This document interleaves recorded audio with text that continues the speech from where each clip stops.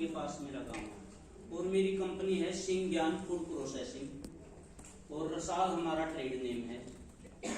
इस यूनिट की जो स्थापना हमने की थी वो सन 2003 में की थी।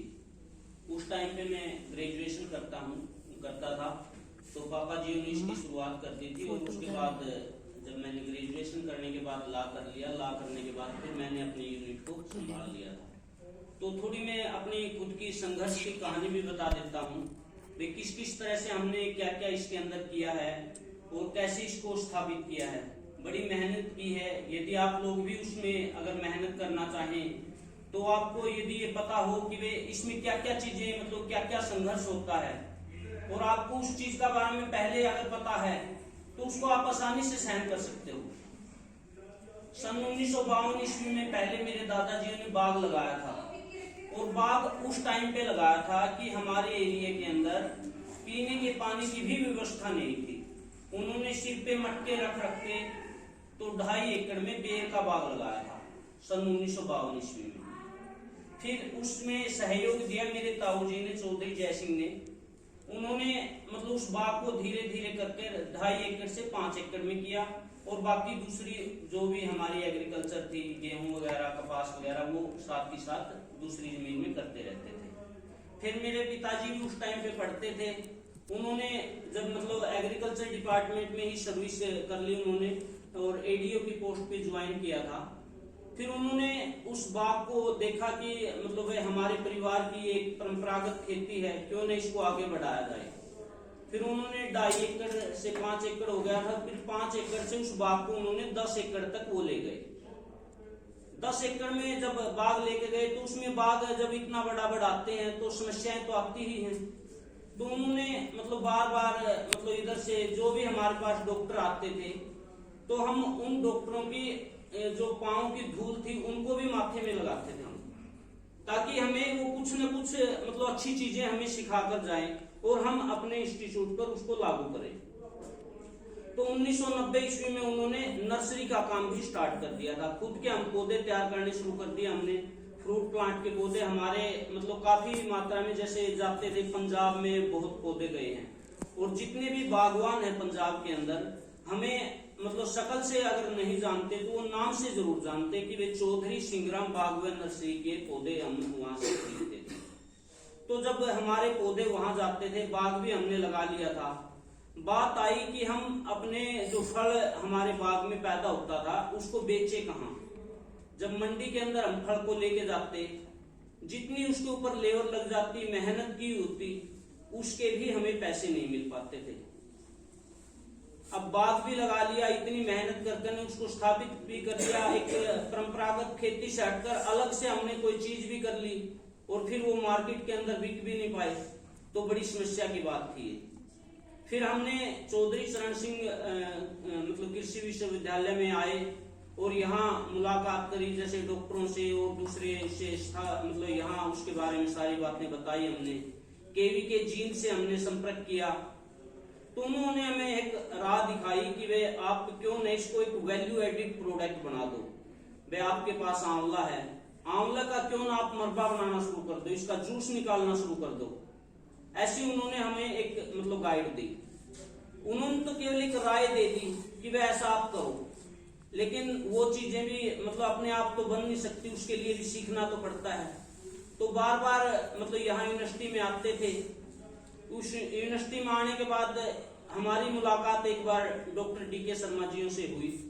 तो इन्होंने हमारा मतलब बड़ा वो किया, जैसे आप लोग मतलब यहाँ बैठे हो आज, हम भी, मैं और कविता भी यहाँ ट्रेनिंग लेने के लिए आते थे और पीछे की पंक्ति में बैठते थे। इसी तरह से मतलब जैसे आप लोग बैठे हो आज, इसी तरह से हम भी मतलब एक ट्रेनिंग लेने के लिए यहाँ आते थे।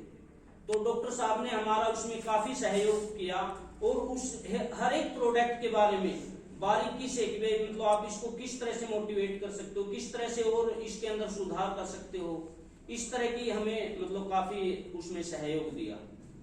फिर 2003 में जब हमने इसकी यूनिट की स्थापना की, उस टाइम पे मैं तो पढ़ रहा था, तो पढ़ते पढ़ते मतलब पापा जी ने इसकी शुरुआत कर दी थी। तो जब मतलब इसके प्रोडक्ट हमने बनाने शुरू किए और मार्केट में जब हमने इसको बेचना शुरू किया मार्केट से हमें काफी अच्छा रिस्पॉन्स मिला, क्योंकि प्रोडक्ट हमने मतलब इस तरह से बनाया कि जैसे हम घर पे बनाते हैं। यदि किसी प्रोडक्ट को हम खुद नहीं खा सकते तो दूसरों को हम कैसे खिला सकते हैं, ऐसा प्रोडक्ट हमने वो तैयार किया। मार्केट से काफी अच्छा रिस्पॉन्स मिला। मार्केट के अंदर क्या दिक्कत होती है कि मतलब ले तो लेते हैं उससे, और क्या कहते हैं कि भाई पैसे इसके माल के आपको देंगे 25 दिन बाद 20 दिन बाद। हमने माल उसमें देना शुरू कर दिया मार्केट के अंदर, और उसमें 20-25 दिन बाद जब पेमेंट का समय आपका लेने का, तो वहां से हमें क्या जवाब मिलता, जी आपका तो माल खराब है जी, ले जाओ उसको उठा के, ये तो भी क्या नहीं जी। अब माल तो हमने बेचने के लिए ही दिया था। पूछते कि माल के अंदर कोई कमी नहीं जी, माल में कोई कमी नहीं जी, आपका तो माल बिक नहीं रहा जी, पैसे नहीं मिलेंगे, हम ले जाओ जी माल उठा कर। तो इस तरह से कई जगह हमने उधार पे माल जब लिया तो वहां हमने देखा कि मतलब ये तो बड़ी प्रॉब्लम है, हमारे काफी पैसे भी मर गए। फिर दोबारा से हमने डॉक्टर डी के शर्मा जी की मदद ली कि इस तरह से हमें ये दिक्कत है सर, इसका और हमें कुछ समाधान बताइए। तो उन्होंने राय दी कि भाई आप क्यों न अपने खुद के ही मतलब आउटलेट खोलने शुरू कर दो और वहां माउथ टू माउथ ऐड करना शुरू करो। जब हमने वो आउटलेट खोले तो वहां से हमने जिस भी कस्टमर को हमने दिया उसको अकेला हमने ग्राहक नहीं बनाया, ग्राहक के साथ साथ उसको प्रचारक बनाया। तो जब वो कोई लेके जाता था, एक के बजाय 3 ग्राहकों को साथ में लेकर आता था, एक दूसरे को बताते बताते आज हमारा जो प्रोडक्ट है वो यहाँ तक पहुंच गया है कि जितने भी वीआईपी हैं जी, जैसे डिस्ट्रिक्ट एडमिनिस्ट्रेशन में देखते हैं तो डीसी सबसे बड़ा हम वीआईपी मानते हैं वहां पर। तो डीसी से लेकर एसपी डीएसपी उनके घर, प्रत्येक के घर में रसोइयां जरूर होती हैं, और हमारा जो प्रोडक्ट है वो रसोई से ही संबंधित है। तो जब भी कोई एसपी डीएसपी की बदली होती है तो पहले वाला जो एसपी डीएसपी हो वो अगले वाले डीएसपी को बताकर जाता है, यदि आपने अचार मरबा की कोई जरूरत है तो वहां उचाना से मंगवाना, बहुत ही बढ़िया मतलब क्वालिटी का। इस तरह से हमने माउथ टू माउथ ऐड की इसके बारे में। तो काफी संघर्ष हमने किया है इसके बारे में। और जब हमने इसका प्रोडक्ट का नाम रखने की बात आई तब भी मतलब कई लोग कह रहे थे कि भाई जैसे किसान के नाम से सॉस काफी मशहूर है, या टॉप्स के नाम से मतलब मार्केट के अंदर चला हुआ है, भाई आप किसना टेक दो इसका नाम, या टॉप्स है तो टिप टॉप टेक दो इसका नाम। भाई इस तरह से कोई ब्रांड बनाओ ताकि जल्दी पहचान बन जाओ, लेकिन हमने नकल नहीं कीजिए किसी की भी। जो फर्म का नाम हमने टेका कि सिंह ज्ञान फूड प्रोसेसिंग, सिंहराम मेरे दादाजियों का नाम था और ज्ञानो देवी मेरी दादी जी का नाम है, उन्हीं के नाम पे हमने फर्म का नाम टेका सिंह ज्ञान फूड प्रोसेसिंग।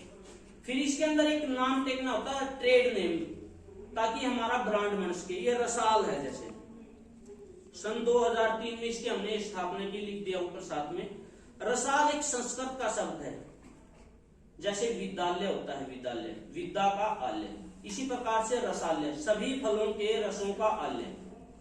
तो उसमें मतलब एक शाब्दिक अर्थ है हर एक चीज का। साथ में नीचे लिखा हुआ है सहनो भुनक्तु, आओ मिलकर खाएं। ये हमने इसका अपना मतलब ट्रेड नेम रखा। आज डॉक्टर साहब ने मेरे को यहाँ बुलाया है कि भाई आप आओ और मतलब किसी भी एक प्रोडक्ट के बारे में आप हमें मतलब हमारे जो ट्रेनिंग लेने के लिए आए हुए हैं उनको एक ट्रेनिंग देकर जाओ। तो मैं आज आपको आंवला के प्रोडक्ट के बारे में बताता हूँ। वैसे तो 10 से 12 प्रोडक्ट बनाता हूँ मैं।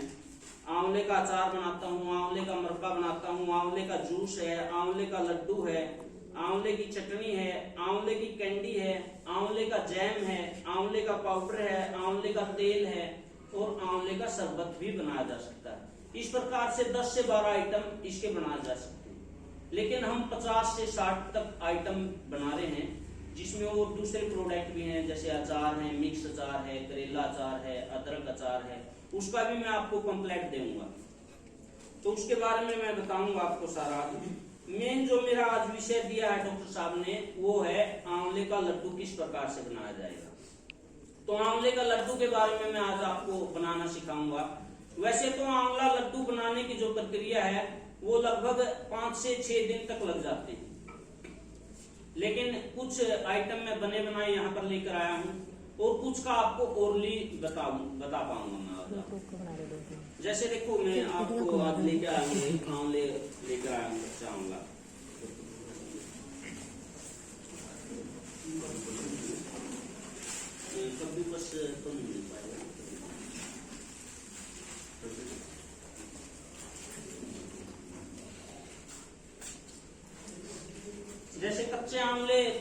सभी ने देख ही रखे हैं, ये सभी ने पता भी है कि इसका क्या क्या फायदा है, क्या क्या वो है। आंवला के अंदर सबसे ज्यादा विटामिन सी होता है।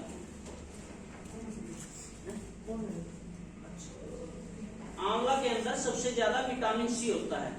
और सभी फलों जो आंवला के अंदर है, सौरस भी हम इसको कह देते हैं, क्योंकि जितने भी प्रकार के रस होते हैं, खट्टा, मीठा, कड़वा, तीखा, सभी प्रकार के रस आंवला के अंदर होते हैं।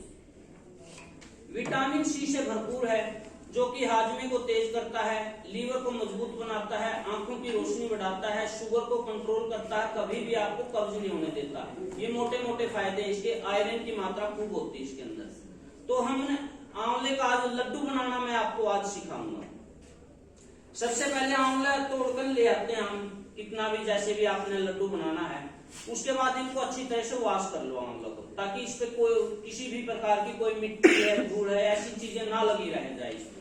क्योंकि यदि आंवला के अंदर अगर मिट्टी वगैरह के संपर्क में जब आंवला आ जाता है, तो उसमें क्या होता है कि वो रंग उसका परिवर्तित हो जाता है, ब्लैकनेस उसके अंदर आनी शुरू हो जाती है। या लोहे के संपर्क में जब भी आंवला आ जाता है, तब भी ब्लैकनेस आनी शुरू हो जाएगी। या आपके हाथ अगर मतलब किसी भी रूप में आंवला को टच हो गए और फिर उसके बाद आपने बगैर वॉश किए लोहे के लगा दिए, तब भी आपके हाथ काले हो जाते हैं। तो सबसे पहला तो ध्यान आपने क्या रखना है, इसके अंदर लोहे का बर्तन किसी भी रूप में यूज नहीं होना चाहिए आंवला का, जब भी कोई प्रोडक्ट हम बनाएंगे। तो आंवले का लड्डू बनाने से पहले सबसे पहले हमने क्या किया, आंवले को वॉश किया। और वॉश करने के बाद, ये आप नोट करते रहो साथ के साथ जो भी मैं बता रहा हूँ, क्योंकि देखो प्रैक्टिकल आज हो नहीं पा रहा, इसलिए मैं आपको कुछ मतलब थ्योरेटिकल रूप में लिखवा देता हूँ, और थोड़ा बहुत जो होगा वो प्रैक्टिकल रूप में भी मैं करवाऊंगा। सबसे पहले हम लोग को क्या किया, वॉश कर लेते हैं हम। वॉश करने के बाद आंवले को अच्छी तरह से सुखाना है। उसके अंदर पानी बिल्कुल भी नहीं रहना चाहिए, चाहे कपड़े से पोंछना पड़े या धूप में सुखाना पड़े या पंखे की मतलब हवा के नीचे सुखाना पड़े। पहले वॉश किया, वॉश करने के बाद उसको सुखाना अच्छी तरह से। फिर आपने देखा होगा कि घर में जैसे हम गाजर का हलवा बनाते हैं, उसके लिए कद्दूकस करते हैं, तो स्टील का जो कद्दूकस होता है उसके द्वारा आंवले को इसको कद्दूकस करना है कि शाखन चारों तरफ से, मतलब जितना भी इसके ऊपर पलक लगा हुआ है वो सारा का सारा हम इसका ले लेंगे, कद्दूकस कर लेना।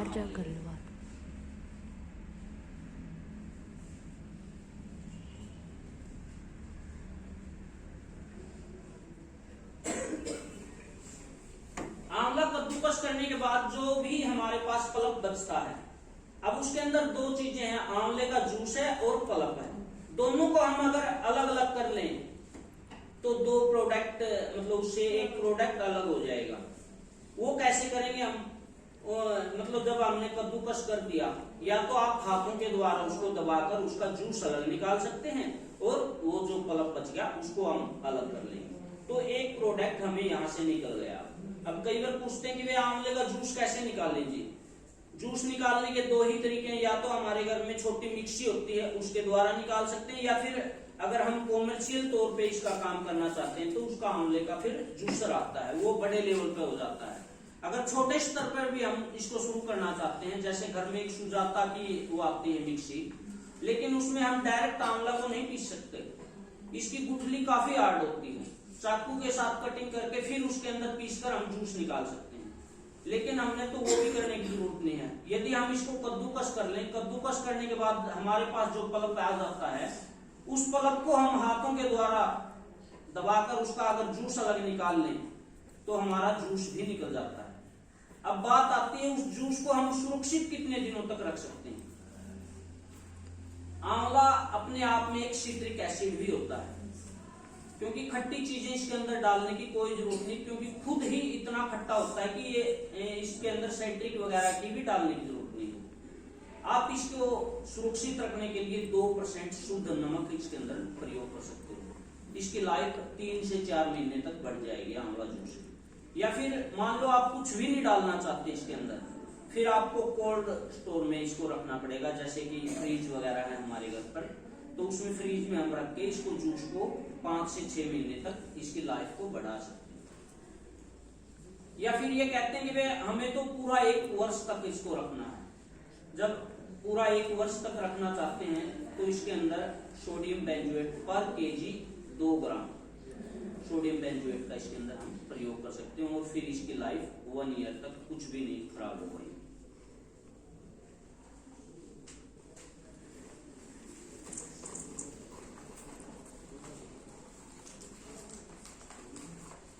उसके बाद इस तरह से पैकिंग करके देखो हमने ये आंवले का जूस बना दिया है। इस तरह से पैकिंग करने के बाद ये आंवला का जूस, अब ये 1 ईयर की हम इसकी वैलिडिटी देते हैं। खुलने के बाद ये 1 से 1.5 महीने के अंदर अंदर लेना होता है।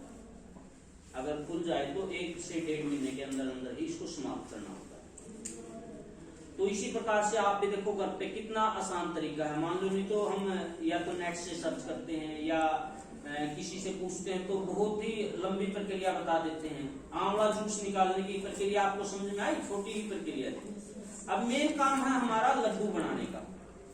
अब आंवला का जूस हमने अलग कर लिया और जो पल्प बचा हुआ उसको हम अलग कर लिया।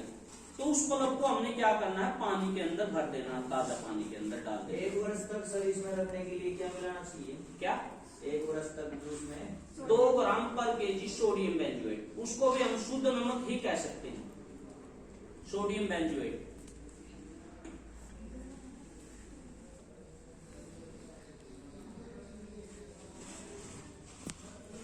तो अब आंवले का लड्डू बना रहे थे हम, उसमें जो पल्प था उसको हमने पानी के अंदर डाल दिया और नेक्स्ट डे तक उस पानी के अंदर ही रहेगा वो लड्डू, जो पल्प हमने डाला था। अगले दिन तक पानी के अंदर ही रहेगा। जब अगले दिन सुबह उस पानी को निकालकर फिर किसी मतलब ऐसे बर्तन में डालेंगे जिसको हमने भट्ठी पे या गैस के ऊपर रखना है, उसमें नया पानी भरकर और उस जो पल्प था हमारा उसको भी साथ में उसमें डाल देंगे। पानी कितनी मात्रा में डालना है कि वो ऊपर तक मतलब आ जाए पानी, इतना डालना उसके अंदर। हाँ, फिर हमने उसको बॉयल करना है और बॉयल करते हुए इसके अंदर केवल फिटकड़ी का ही प्रयोग करेंगे और अन्य किसी भी चीज का प्रयोग नहीं करना। फिटकड़ी कितनी प्रयोग करनी है, हमने जो पल्प निकाला था उस पल्प का पानी में डालने से पहले हम वेट कर लेंगे, वजन कर लेंगे कि कितना वजन है इसका, और उस वजन के अनुसार 5 ग्राम पर केजी फिटकड़ी का प्रयोग करना है बॉयल करते हुए। जैसे हमने भट्टी पे चढ़ा दिया उसको या गैस पे रख दिया पतीले को, तो उसके अंदर हमने 5 ग्राम पर केजी के हिसाब से उसके अंदर फिटकड़ी का प्रयोग कर लेंगे।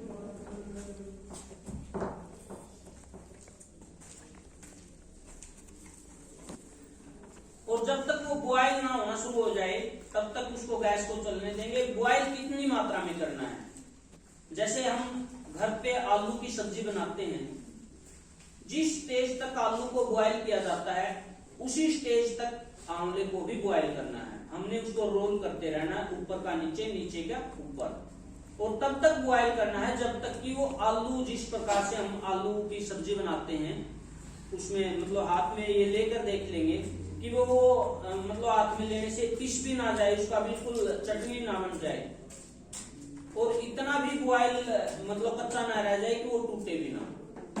ठीक है, फिर वहां से उस बॉइलिंग से उतारकर फिर एक बार ठंडे पानी में फिर डाल देंगे हम पल्प।